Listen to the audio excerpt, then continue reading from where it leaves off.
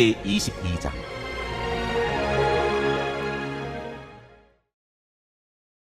대만 사람 엘리바스가 대답하였다. 사람이 하나님께 무슨 유익을 끼쳐드릴 수 있느냐? 아무리 슬기로운 사람이라고 해도 그분께 아무런 유익을 끼쳐드릴 수가 없다. 네가 올바르다고 하여 그것이 전능하신 분께 무슨 기쁨이 되겠으며, 내 행위가 온전하다고 하여 그것이 그분께 무슨 유익이 되겠느냐? 네가 하나님을 경외한 것 때문에 하나님이 너를 책망하시며 너를 심판하시겠느냐? 오히려 내 죄가 많고 내 죄악이 끝이 없으니 그러한 것이 아니냐? 내가 까닭 없이 친족의 재산을 남용하고 옷을 빼앗아 헐벗게 하고 목마른 사람에게 마실 물 한 모금도 주지 않고 배고픈 사람에게 먹을 것도 주지 않았기 때문이 아니겠느냐? 너는 권세를 이용하여 땅을 차지하고 지위를 이용하여 이 땅에서 거들먹거리면서 살았다. 너는 과부들을 빈손으로 돌려보내고 고아들을 혹사하고 학대하였다. 그러기에 이제 네가 온갖 올무에 걸려들고 공포에 사로잡힌 것이다. 어둠이 덮쳐서 네가 앞을 볼 수 없고 홍수가 너를 뒤덮는 것이다. 하나님이 하늘 높은 곳에 계시지 않느냐? 저 공중에 높이 떠있는 별들까지도 하나님이 내려다보고 계시지 않느냐? 그런데도 너는 하나님이 무엇을 아시겠으며 검은 구름 속에 숨어 계시면서 어떻게 우리를 심판하실 수 있겠느냐? 짙은 구름에 그가 둘러싸여 어떻게 보실 수 있겠느냐? 다만 하늘에서만 왔다 갔다 하실 뿐이겠지 하는구나. 너는 아직도 옛 길을 고집할 셈이냐? 악한 자들이 걷던 그 길을 고집할 셈이냐? 그들은 때가 되기도 전에 사로잡혀갔고 그 기초가 무너져서 강물에 떠내려가 버렸다. 그런데도 그들은 하나님께 말하기를 우리를 좀 그냥 내버려 두십시오. 전능하신 분이라고 하여 우리에게 무슨 일을 더 하실 수 있겠습니까? 하였다. 그들의 집에 좋은 것을 가득 채워주신 분이 바로 하나님이신데도 악한 자들이 그런 생각을 하다니 나는 이해할 수 없다. 그런 악한 자가 형벌을 받을 때 의로운 사람이 그것을 보고 기뻐하며 죄 없는 사람들이 그것을 보고 비웃기를 과연 우리 원수는 전멸되고 남은 재산은 불에 타서 없어졌다 할 것이다. 그러므로 너는 하나님과 화해하고 하나님을 원수로 여기지 말아라. 그러면 하나님이 너에게 은총을 베푸실 것이다. 하나님이 친히 말씀하여 주시는 교훈을 받아들이고 그의 말씀을 내 마음에 깊이 간직하여라. 전능하신 분에게로 겸손하게 돌아가면 너는 다시 회복될 것이다. 온갖 불의한 것을 내 집안에서 내버려라. 황금도 티끌 위에다가 내버리고 오빌의 정금도 계곡의 돌바닥 위에 내던져라. 그러면 전능하신 분이 내 보물이 되시고 산더미처럼 쌓이는 은이 되실 것이다. 그때가 되어야 비로소 너는 전능하신 분을 진정으로 의지하게 되고 그분만이 내 기쁨의 근원이심을 알게 될 것이다. 네가 그분에게 기도를 드리면 들어주실 것이며 너는 서원한 것을 다 이룰 것이다.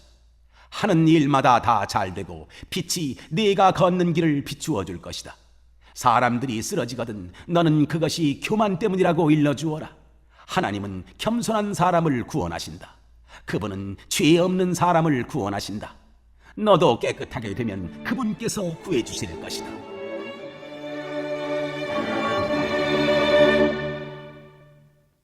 제23장. 욥이 대답하였다. 오늘도 이렇게 처절하게 단식할 수밖에 없다니.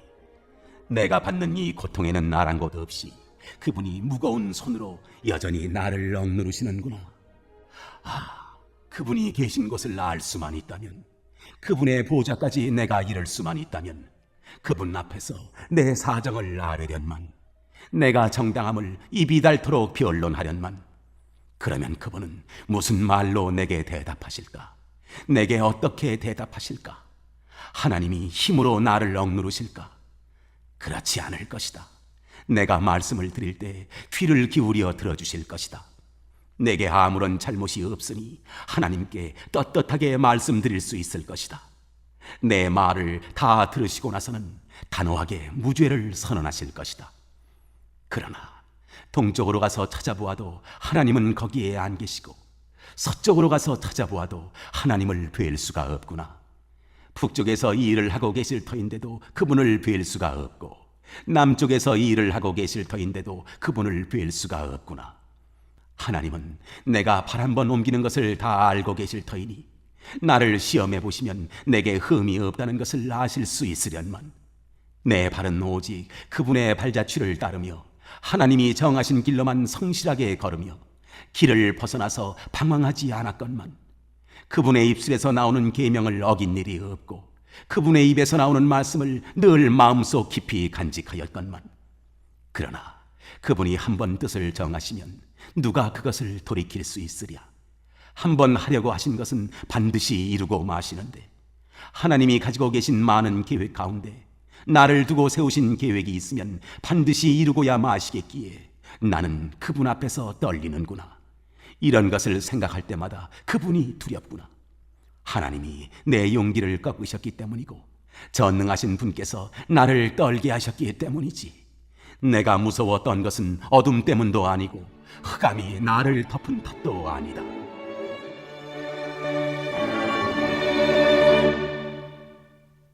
제24장. 어찌하여 전능하신 분께서는 심판하실 때를 정하여 두지 않으셨을까? 어찌하여 그를 섬기는 사람들이 정당하게 판단받을 날을 정하지 않으셨을까? 경계선까지 옮기고 남의 가축을 빼앗아 제 우리에 집어넣는 사람도 있고 고아의 나귀를 강제로 끌어가는 사람이 있는가 하면 과부가 빚을 갚을 때까지 과부의 손을 끌어가는 사람도 있구나. 가난한 사람들이 권리를 빼앗기는가 하면 흙에 묻혀 사는 가련한 사람들이 학대를 견디다 못해 도망가서 숨기도 한다. 가난한 사람들은 들나귀처럼 메마른 곳으로 가서 일거리를 찾고 먹거리를 얻으려고 하지만 어린 아이들에게 먹일 것을 찾을 곳은 빈들 뿐이다. 가을 거지가 끝난 남의 밭에서 이삭이나 줍고 악한 자의 포도밭에서 남은 것이나 긁어모은다. 잠자리에서도 덮을 것이 없으며 추위를 막아줄 이불 조각 하나도 없다. 산에서 쏟아지는 소낙비에 젖어도 피를 피할 곳이라고는 바위 밑밖에 없다. 아버지 없는 어린 아이를 노예로 빼앗아가는 자들도 있다. 가난한 사람이 빚을 못 갚는다고 자식을 빼앗아가는 자들도 있다. 가난한 사람들은 입지도 못한 채로 헐벗고 다녀야 한다. 곡식단을 지고 나르지만 굶주림에 허덕여야 한다. 올리브로 기름을 짜고 포도로 포도주를 담가도 그들은 여전히 목말라 한다. 성읍 안에서 상처받은 사람들과 죽어가는 사람들이 소리를 질러도 하나님은 그들의 간구를 못 들은 채 하신다. 빛을 싫어하는 사람들이 있다. 그들은 빛이 밝혀주는 것을 알지 못하며 빛이 밝혀주는 길로 가지 않는다. 살인하는 자는 새벽에 일어나서 가난한 사람과 궁핍한 사람을 죽이고 밤에는 도둑질을 한다. 간음하는 자는 저물기를 바라며 사람들이 눈치채지 못할 것이라고 생각하며 얼굴을 가린다. 도둑들은 대낮에 털집을 보아두었다가 어두워지면 벽을 뚫고 들어간다. 이런 자들은 하나같이 밝은 한낮에는 익숙하지 못하다. 그들은 한낮을 무서워하고 오히려 어둠 속에서 평안을 누린다. 악한 사람은 홍수에 떠내려간다. 그의 밭에는 하나님의 저주가 내리니 다시는 포도원에 갈 일이 없을 것이다. 날이 가물고 무더워지면 눈 녹은 물이 증발하는 것 같이 죄인들도 그렇게 스올로 사라질 것이다. 그러면 그를 낳은 어머니도 그를 잊고 구더기가 그를 달게 먹는다. 아무도 그를 다시 기억하지 않는다. 악은 결국 잘린 나무처럼 멸망하고 마는 것이다. 과부를 등쳐먹고 자식 없는 여인을 학대하니 어찌 이런 일이 안 일어나겠느냐. 하나님이 그분의 능력으로 강한 사람들을 휘어잡으시니 그가 한번 일어나시면 악인들은 생명을 건질 길이 없다. 하나님이 악한 자들에게 안정을 주셔서 그들을 평안하게 하여 주시는 듯하지만 하나님은 그들의 행동을 낱낱이 살피신다. 악인들은 잠시 번영하다가 곧 사라지고 풀처럼 마르고 시들며 곡식 이삭처럼 잘리는 법이다. 내가 한 말을 부인할 사람이 누구냐? 내가 한 말이 모두 진실이 아니라고 공격할 자가 누구냐?